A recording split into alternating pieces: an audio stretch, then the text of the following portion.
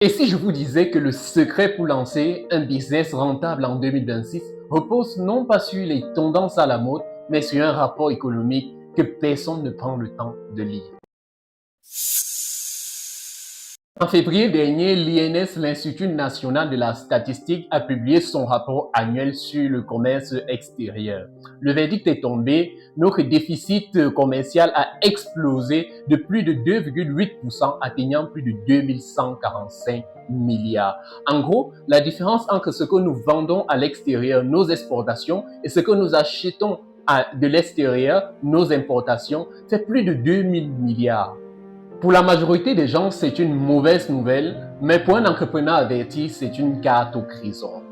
Dans cette vidéo, on décrypte ensemble les chiffres chocs de notre économie pour en extraire des opportunités concrètes, rentables à lancer dès cette année. Reste jusqu'à la fin parce que la dernière filière que je vais te révéler connaît une croissance folle cette année.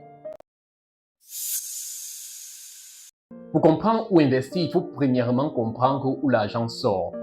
Le Cameroun importe plus qu'il n'exporte. En 2025, nos dépenses d'importation ont grimpé de plus de 4,6%, tirées principalement par le secteur des carburants, mais aussi par ce que nous mangeons.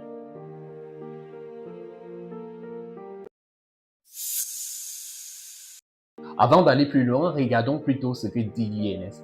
En 2025, l'INS, l'Institut national de la statistique, révèle que les importations de préparation alimentaire pour animaux, les provendes, ont grimpé de plus de 35,4%, soit une sortie d'un montant de plus de 33,3 milliards. Ce n'est pas tout.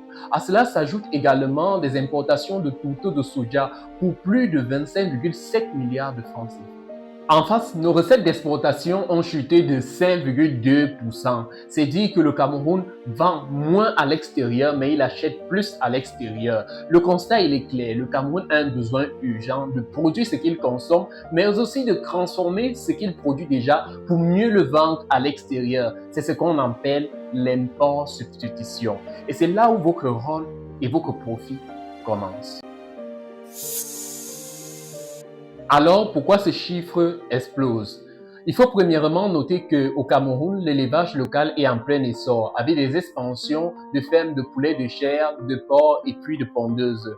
Cependant, il convient également de se rappeler qu'en élevage, la nutrition représente entre 60 et 70% des coûts de production. Il y a effectivement beaucoup de provenderies de façon locale, mais le problème souvent est dans la qualité des intrants que la plupart proposent. Voilà pourquoi la plupart des éleveurs, la plupart des acteurs de la filière élevage préfèrent donc se tourner vers des intrants, vers des provandes importées. Ce qui peut donc comme ça justifier le fait que les importations de produits de consommation alimentaire pour animaux aient augmenté durant l'année 2025. Ceci nous révèle une information clé.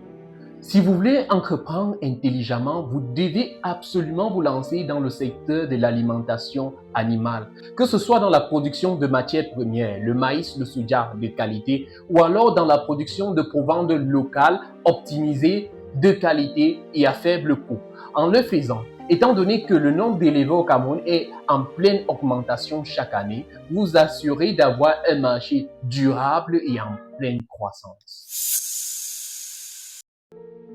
Le deuxième secteur clé est la transformation locale et le snacking de valeur. Là également, les chiffres sont impressionnants.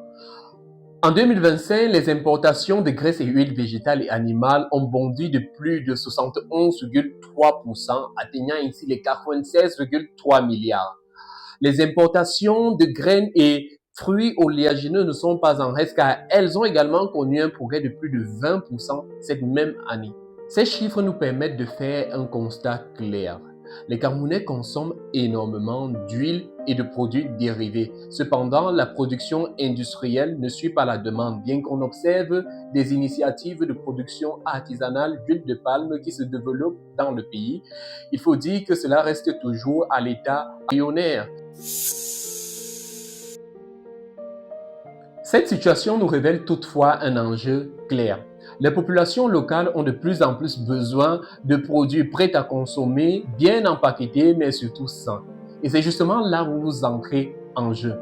Vous allez répertorier un ensemble de matières premières qui sont souvent les plus abondantes dans nos régions et vous allez répertorier également les périodes dans lesquelles on peut les trouver. Ça peut être par exemple la tomate, ça peut être par exemple des légumes, ça peut être du manioc, ça peut être. Dans nos régions, il y a habituellement ce concept-ci, c'est la période 2. C'est la période de la tomate, c'est la période du manioc dont le manioc est abondant, c'est la période des oranges dont les oranges sont abondantes, c'est la période des ananas dont les ananas sont abondantes, ainsi de suite. Mais après ces périodes d'abondance, là, on observe naturellement des pénuries. C'est ce que le cycle économique veut. Après donc ces périodes d'abondance, étant donné qu'il y a pénurie, il y a énormément de demandes comparées à l'offre qui s'y trouve. Du coup, qu'est-ce que vous pouvez faire dans cette situation? En période d'abondance, ce que vous allez faire, c'est que vous allez constituer un budget pour acheter ces matières qui abondent, pour acheter cette tomate, par exemple, qui abonde. Après avoir acheté cette tomate qui abonde, ce que vous allez faire, c'est que vous allez y appliquer une transformation élémentaire. J'ai pris l'exemple de la tomate, mais on peut le faire avec l'ananas, on peut le faire avec le manioc, etc. Après avoir donc appliqué cette transformation élémentaire, par exemple à cette tomate-là, vous allez l'empaqueter. On trouve des emballages de façon locale déjà, ça peut être des emballages en verre, en plastique, etc. Vous allez donc empaqueter cette tomate que vous avez transformée là, par exemple en compote de tomate, en tomate concentrée. Vous allez bien sûr vous assurer à ce qu'elle puisse se conserver. Il y a même encore des moyens de conservation locale qui existent. Après, donc, il va s'agir de pouvoir développer les canaux d'écoulement du produit que vous aurez finalement constitué. Ça peut être par exemple du bouche-oreille, ça peut être en parlant au boutiquier du coin, ça peut être par exemple en créant une page sur Internet, sur Facebook, où vous proposez clairement vos services. Rassurez-vous, après une période d'abondance, il y a toujours une période de manque. Et votre produit que vous venez de constituer, vous allez pouvoir l'écouler même à partir de la période d'abondance. Et vos ventes vont littéralement exploser en période de pénurie. Et ça, vous venez comme ça de transformer une situation défavorable en une situation où vous captez véritablement la valeur, vous tirez votre épingle du jeu. Ça y est, on arrive au roi des exportations en 2025 et là, les chiffres sont tout à fait stratosphériques. Le cacao brut et ses fèves ont représenté plus de 38,5% des exportations du Cameroun en 2025.